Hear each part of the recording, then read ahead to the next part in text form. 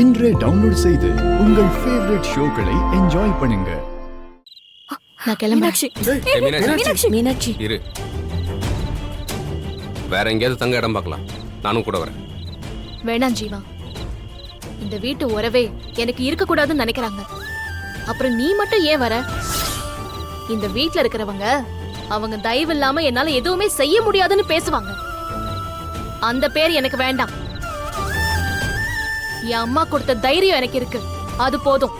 நான் வரேன். ஏய் மீனாட்சி, சொன்னா கேளு. வரேன்.